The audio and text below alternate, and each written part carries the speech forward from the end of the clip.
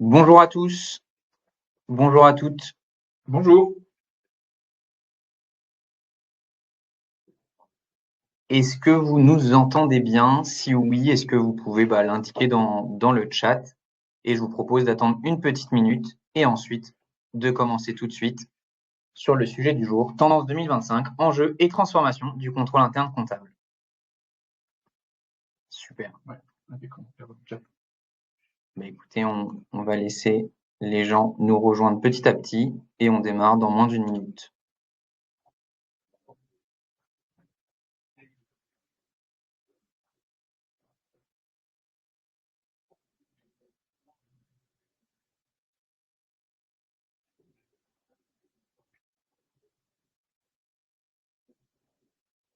On est parti? Je vous propose de démarrer. Allez, on est parti. Écoutez, tout d'abord, merci beaucoup d'avoir rejoint le webinaire intitulé Tendance 2025, enjeux et transformation du contrôle interne comptable. Nous sommes ravis, moi et Baptiste, de pouvoir présenter ce webinaire. Pour se présenter très rapidement, avant de démarrer, Paul Lalou, donc je suis expert solution chez Supervisor, j'ai un passé d'auditeur financier et je suis aujourd'hui accompagné de Baptiste, qui est Customer Success Manager, c'est-à-dire chef de projet chez Supervisor. Absolument. Bonjour à toutes et à tous. Donc, en quelques mots, pour me présenter, nous avons avec Paul le même bagage et probablement aussi commun avec certains d'entre vous, que nous sommes passés il y a quelques années par les cabinets d'audit. Aujourd'hui, comme avec Paul, Supervisor, j'accompagne un portefeuille client d'horizons différents, que ce soit en termes d'activité, de RP et structures parfois très variées. Pour finir, une petite spécificité, c'est qu'avant de rejoindre Supervisor, dans mon passé, j'ai travaillé côté client, anciennement lorsque j'étais au contrôle interne. Donc évidemment, moi je suis pleinement convaincu du rôle déterminant que nous pouvons vous apporter, mais je pourrais aussi vous partager des retours d'expérience dans mon ancienne position, aussi bien sur l'utilisation managériale de Supervisor qu'au quotidien pour des utilisateurs de niveau 1. Super. Après les présentations et avant de rentrer dans le vif du sujet, on a prévu très rapidement un sondage avec 3 questions rapides pour identifier s'il y a tout simplement un sujet, des cas d'usage que nous allons vous présenter, sur lesquels on peut passer plus de temps parce que c'est une priorité, un besoin, une difficulté majeure dans votre organisation aujourd'hui. Baptiste va publier un sondage très rapidement, donc n'hésitez pas à voter et ensuite on va voir. Ouais, bien sûr. Donc le sondage, effectivement, c'est en 3 questions.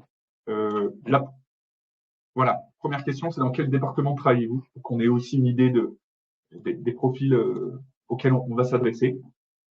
N'oubliez pas de cocher soumettre le vote une fois que vous avez complété. Hop. Vous permettant d'avoir accès aussi aux résultats en temps réel. Et j'imagine que vous allez avoir accès à la 3e question ici tout de suite. Hop, hop.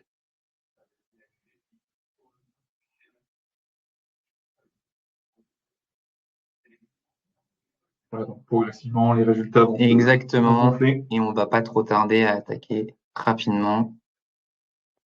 Ok, une population très diverse pour faire un retour très rapide. On a aujourd'hui en présence dans l'Assemblée des directeurs financiers, des personnes de l'audit interne, du contrôle interne, également des sujets compliance que je vois et également de comptabilité.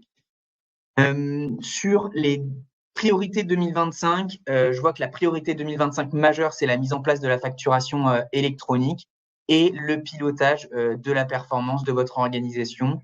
Et également, le troisième sujet majeur, c'est l'harmonisation des pratiques. Je vois que ça évolue, ça bouge encore, ouais. Et puis également, la mise en conformité avec la loi Sapin 2, donc ces différents sujets sur lesquels on va revenir tout au long des différents cas d'usage qu'on va vous présenter aujourd'hui. Sur les difficultés que vous rencontrez pour avoir une idée globale des 3 difficultés majeures, tout d'abord, on a l'insuffisance du contrôle interne, un maintien fastidieux de la conformité réglementaire, et puis le 4e point, en égalité avec la mauvaise qualité de la Bastière, c'est l'inefficacité opérationnelle persistante. En tout cas, merci beaucoup pour vos différentes réponses. Et puis, on va apporter certaines réponses sur les différentes difficultés et priorités que vous avez abordées tout au long de ce sondage. Et si jamais il y a des points pour vous qui ne sont pas assez suffisamment creusés, n'hésitez pas aussi à nous le signifier dans le chat. On pourra s'en servir pour animer un webinaire ultérieurement à ce sujet aussi. Concernant l'agenda, très rapidement, présentation des 4 cas d'usage sur les problématiques et les priorités 2025 que vous avez évoquées juste avant. Une ouverture sur une thématique de fond que vous découvrirez par la suite, et puis une rapide session de Q&A. Je vous invite d'ailleurs à poser toutes vos questions sur le chat dès maintenant, si vous en avez, et sur lesquelles on pourra y répondre. Je vous propose de tout de suite passer au niveau du contexte. Aujourd'hui, le constat que font les cabinets d'audit, les cabinets de conseil que l'on côtoie, mais également nos clients, c'est les entreprises souffrent d'un contrôle comptable inefficace. Les challenges que nous rencontrons très régulièrement, c'est bien évidemment des contrôles qui sont majoritairement manuels, chronophages et partiels pour l'ensemble des équipes qui doivent réaliser des contrôles. Une absence de contrôle continu, ou du moins en temps réel. On rencontre très régulièrement des clients qui font des contrôles annuels et donc potentiellement qui peuvent présenter certains risques lorsqu'on découvre une anomalie 1 an après sa création. Et puis on l'évoquera bien évidemment, les challenges courants, le contexte réglementaire exigeant et les évolutions réglementaires très répétitives tout au long des années. Les conséquences du contrôle comptable inefficace, elles sont diverses et variées. Le premier point, c'est l'absence de visibilité des transactions à risque et anormales. C'est également la détection et la possibilité d'avoir des schémas d'erreur qui sont récurrents et que on n'identifie pas, qui passent à la trappe dans nos différents systèmes transactionnels. La conséquence principale également, c'est la non-optimisation de la trésorerie et donc ce sont plus un cas d'usage où on va aller chercher des aspects de ROI sur l'automatisation des contrôles comptables et la détection potentielle de fraude, de doublons, d'erreurs de TVA par exemple.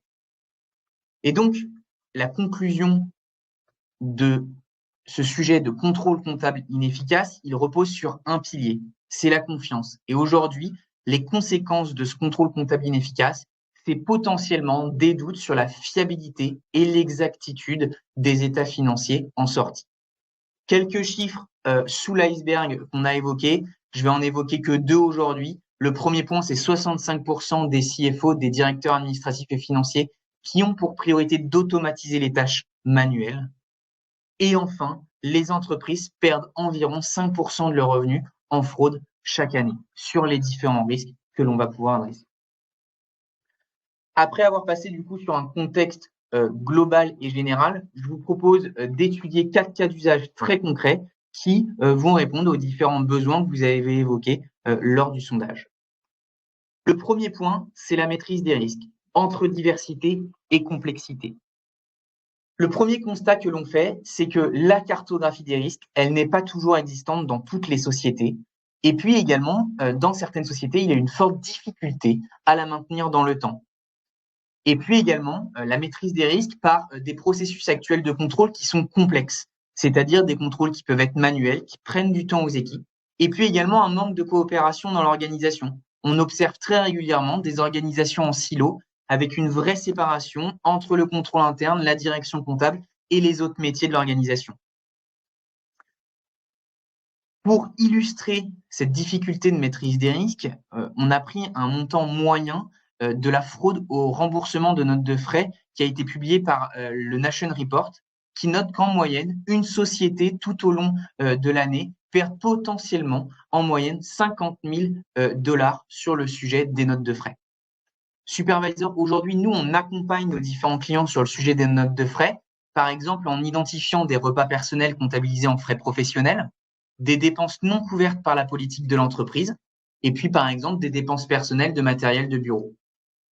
Partant de ce constat, on a voulu travailler avec Baptiste sur quels sont les risques de cette non-maîtrise des risques, ou du moins cette complexité à la maintenir et à la détecter.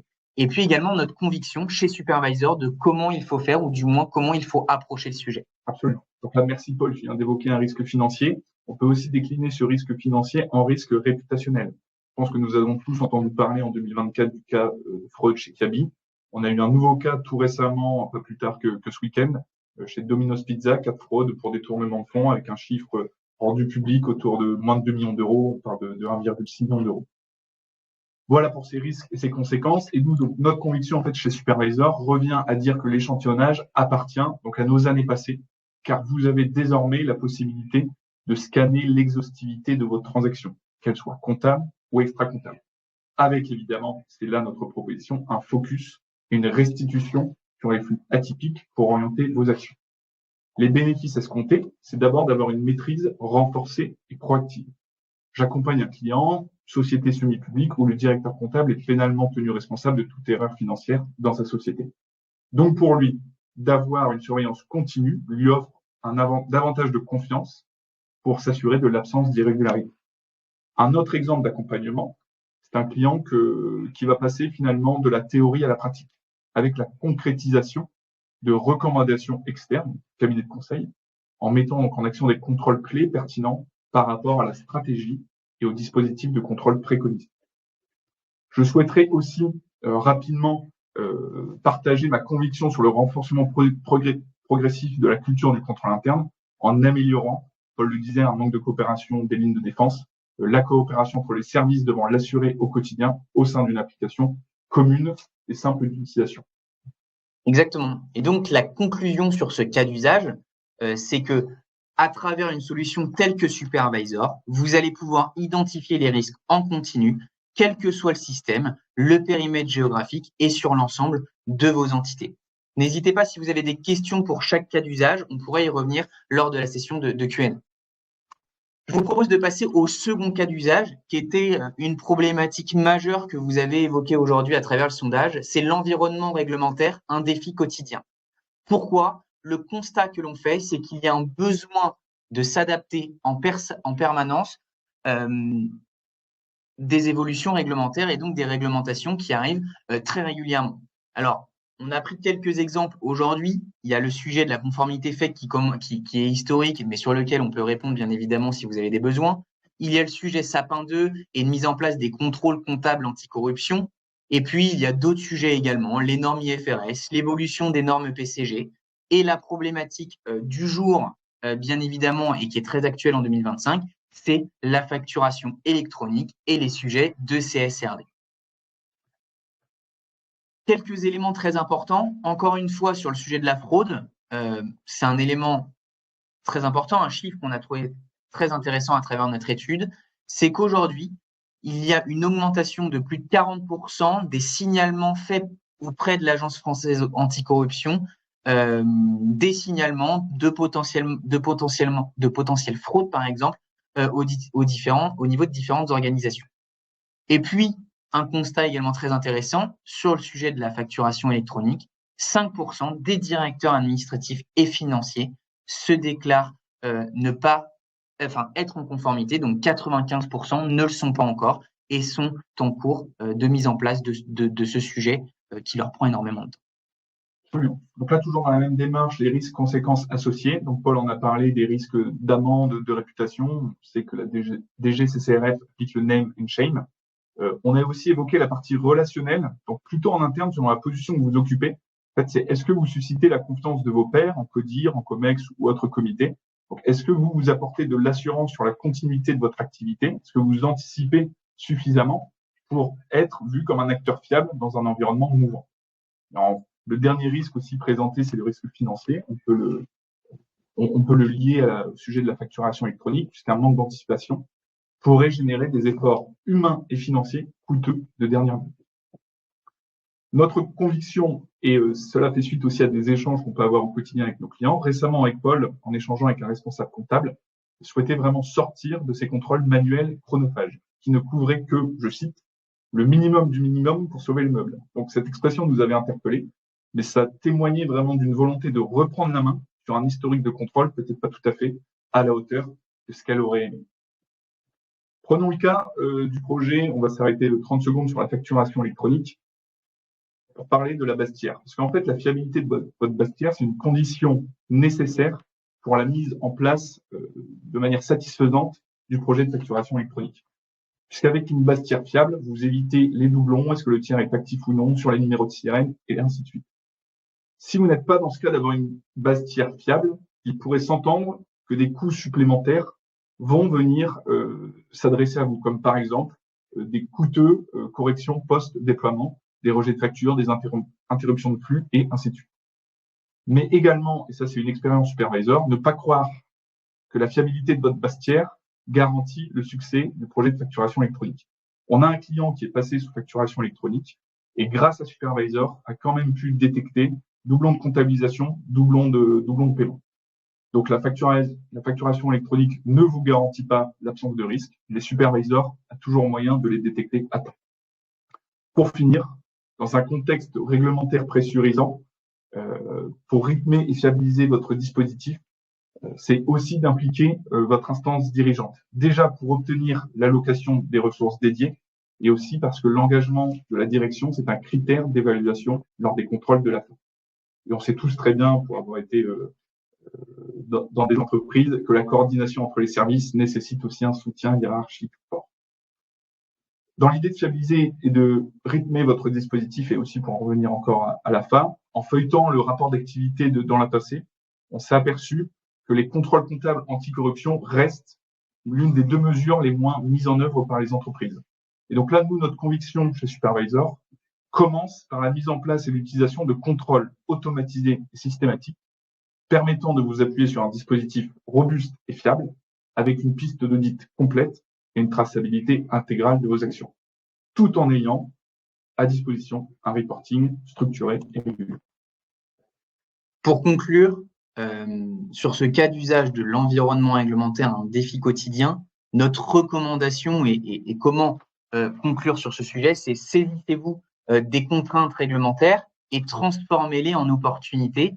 Ces contraintes réglementaires, si elles sont prises dans le bon sens, vont permettre de transformer en profondeur votre organisation et donc d'améliorer globalement ce système actuel par rapport à un nouveau système qui vous aiderait d'être plus efficace, par exemple. Parfait, transition pour le prochain. Exactement. 3e cas d'usage, qualité comptable et optimisation des ressources. Alors, je vous invite à regarder un précédent webinaire qu'on a dédié spécialement à ce cas d'usage de qualité comptable et d'optimisation des ressources. Le constat, il est très clair sur ce sujet. Aujourd'hui, les directions comptables et leurs équipes font l'objet de la pression du temps, puisque les clôtures mensuelles sont réalisées avec des délais de plus en plus serrés. Il y a également la pression des autres. Il peut y avoir l'intervention de l'Agence française anticorruption, l'intervention des commissaires aux comptes de manière régulière, et puis également l'intervention potentiellement inopinée de l'administration fiscale, de la Cour des comptes par exemple, et puis également la sollicitation des équipes en interne pour répondre à certaines questions. Autre sujet majeur de la qualité comptable et l'optimisation des ressources, c'est le manque d'attractivité de la fonction au niveau de la direction comptable. Des fortes difficultés à recruter qu'on observe chez l'ensemble de nos clients et de nos prospects, bien évidemment. Et puis également une certaine conduite du changement qui s'avère potentiellement difficile avec cette population. Et donc, Supervisor accompagne dans la conduite du changement pour que la mise en place de ce type de solution se passe au mieux. Quelques exemples identifiés par la solution qui est vraiment en lien avec la qualité comptable, certains défauts de justification sur certaines écritures comptables ou par exemple une forte hétérogénéité des pratiques comptables dans une même organisation. Donc, les risques qu'on a associés, c'est principalement le risque d'erreur et donc en fait un doute permanent sous-jacent sur la fiabilité des états financiers. Également, celui qui nous tient à cœur, c'est l'insatisfaction des équipes puisque les tâches aujourd'hui sont encore très manuelles, répétitives, avec des délais toujours plus courts et une pression croissante. Donc, notre conviction chez Supervisor, c'est de pouvoir détecter en continu des flux atypiques, de renforcer votre confiance et votre sécurité. Je vais vous donner un exemple qu'on peut lier à la qualité comptable. Donc, dans mon ancienne expérience, une facture fournisseur avait été saisie avec un caractère supplémentaire. La facture avait été payée. En fait, c'est le fournisseur de sa bonne initiative qui nous avait prévenu de cette erreur. Et donc là, de pouvoir détecter grâce à Supervisor ces types d'erreurs, ça vous permet de le détecter rapidement, de mettre en place des actions correctives, d'améliorer votre process et ainsi de suite. Un des avantages de renforcer la qualité comptable, comme l'a dit Paul avec l'intervention des commissaires aux comptes, ce serait de venir fluidifier ou améliorer cette relation. Parce que même si généralement les sujets analysés reviennent d'année en année, on a toujours un petit stress, une petite question, un point sur lequel ça va tomber. L'idée ici, c'est en amont de venir obtenir une assurance plus conséquente. Notre valeur réside aussi dans votre indépendance et l'autonomie pour conduire vers des tâches à forte valeur ajoutée, puisque la valeur de notre solution réside dans l'amélioration du quotidien de vos équipes. On passe beaucoup de temps à chercher l'anomalie, alors qu'avec notre solution data-driven, l'anomalie est sous vos yeux. Fin des recherches chronophages pour vous concentrer sur l'analyse. Notre dernière conviction, c'est de pouvoir repositionner aussi certains collaborateurs sur des tâches à plus forte valeur ajoutée. Par exemple, pour s'interroger sur un nombre significatif d'écritures de correction, parce que c'est un problème de compréhension, de formation, de communication entre les services. Et c'est peut-être aussi un cas qui va vous parler, mais si vous avez en fait identifié dans votre département un collaborateur avec un fort potentiel, plutôt qu'il soit cantonné à des tâches répétitives et transactionnelles, pourrait assumer plus de responsabilités, comme la supervision des contrôles. Optimiser aussi la ressource, ça peut aussi être libérer du temps pour améliorer les méthodes de travail. On en a parlé dans le cas d'usage précédent, projet de facturation électronique. Ce collaborateur pourrait, avec le temps gagné, devenir un référent de votre département pour vous faire gagner du temps, mais aussi favoriser la rétention des talents et la continuité de vos équipes. En conclusion, sur le cas d'usage qualité comptable et optimisation des ressources, notre conclusion, elle est simple. C'est à travers une solution telle que Supervisor, vous allez pouvoir identifier rapidement les pratiques comptables qui sont atypiques ou hétérogènes pour redéfinir un standard et donc gagner en qualité, gagner en confiance. Dernier cas d'usage de ce jour sur l'efficacité opérationnelle et le pilotage de la performance. Premier point, le pilotage de la performance est la tendance majeure 2025 qui ont été évoquées. À noter quelques chiffres, 77% des CFO et des directeurs financiers prévoient d'intensifier leurs initiatives d'efficacité opérationnelle.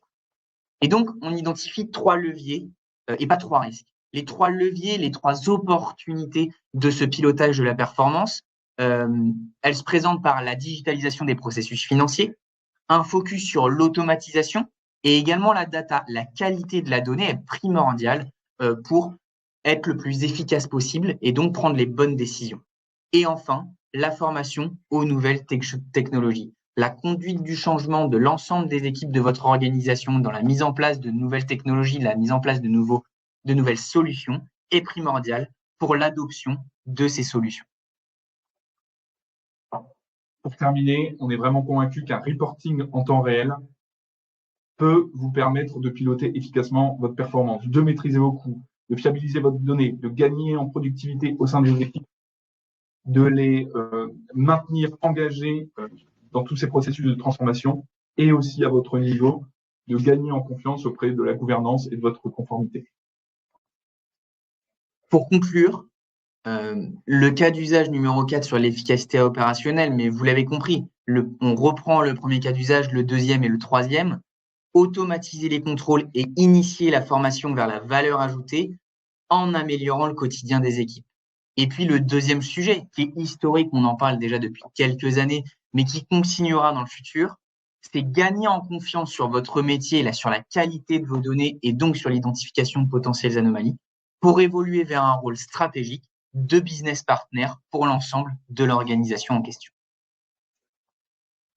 Ce sont les 4 cas d'usage aujourd'hui qu'on a voulu vous présenter. N'hésitez pas si vous avez la moindre question sur les 4 cas d'usage. Aujourd'hui, en ouverture, on va parler d'un sujet de fond et qui est une vraie tendance depuis 2-3 ans aujourd'hui et qui va s'accélérer dans le temps. C'est bien évidemment l'intelligence artificielle. Aujourd'hui, 74% des responsables financiers considèrent l'IA comme indispensable. Ce que fait Supervisor sur ce sujet, on implémente à travers différents cas d'usage l'intelligence artificielle. À noter que notre conviction propre sur celle-là, c'est que Supervisor va venir structurer, qualifier, enrichir votre donnée, appliquer l'expertise métier et ensuite appliquer de l'intelligence artificielle. Pour résumer, si la qualité de la donnée n'est pas correcte dans vos systèmes transactionnels, appliquer de l'intelligence artificielle n'a aucun sens. Et donc, Supervisor va venir structurer, qualifier, enrichir ces données avant d'y appliquer de l'intelligence artificielle. Quelques exemples de cas d'usage, la détection des anomalies dans les données, par exemple, ou encore la conversion intelligente des plans comptables étrangers vers un plan comptable universel pour vous accompagner sur potentiellement cette tâche qui peut être chronophage. Baptiste va vous présenter un cas d'usage très concret, les écritures comptables atypiques à l'aide de l'intelligence artificielle. Oui, merci Paul. Bon, je crois que c'est un exemple qui va nous parler à tous. Donc, effectivement, les écritures comptables atypiques, comment fonctionne chez Supervisor? Donc, c'est un modèle en 3 dimensions qui va venir reprendre le montant, le compte comptable et l'utilisateur. Vous pouvez voir sur le graphique ci-dessous, Supervisor va identifier les habitudes, vs les atypismes. On peut distinguer avec un petit point rouge. Et au sein de l'application, vous allez avoir un classement selon le taux d'atypisme pour vous aider à prioriser. Tout récemment, grâce à la GenAI et nos équipes, on a rajouté une couche pour apporter de la justification. Donc, pourquoi cette écriture est atypique? Comment on l'explique? Vraiment, on est guidé par cette idée de vous faire gagner du temps, de faire gagner du temps à nos utilisateurs et à leur rendre la vie la plus simple possible pour vraiment focuser sur une analyse détaillée ensuite. Exactement. L'objectif, vous l'avez compris, encore une fois, de ce type de contrôle, c'est de gagner en efficacité opérationnelle, de vous faire gagner du temps dans les différentes tâches de contrôle que vous pouvez réaliser. Pour conclure ce webinaire, je vous invite tout simplement à commenter dans le chat si vous souhaitez en savoir plus sur un des cas d'usage qu'on vous a présenté aujourd'hui ou sur le contrôle d'IA en question. On peut bien évidemment organiser une démonstration avec Baptiste ou moi-même. Vous l'avez compris, l'objectif, c'est de faire gagner du temps à vos équipes, d'être le plus efficace possible et donc de sécuriser l'ensemble de vos transactions comptables et extra-comptables de votre organisation. Je vous propose de passer à une session de Q&A si vous avez la moindre question. Il nous reste 3 minutes pour ce webinaire. N'hésitez pas si vous avez la moindre question dans le chat. En regardant, j'en ai pas vu, mais n'hésitez pas à en indiquer. Là, ce que j'étais en train de faire, c'est comparer par rapport au sondage, voir si les résultats avaient changé. Donc, la facturation électronique, c'est bien votre principale priorité pour 2025. L'automatisation des contrôles, ça, on vient d'en parler. L'harmonisation des pratiques, c'est quelque chose que vous pouvez aussi avoir en termes d'état des lieux de toutes vos pratiques, comme l'avait dit Paul au départ, sur l'ensemble de vos périmètres, l'ensemble de vos entités.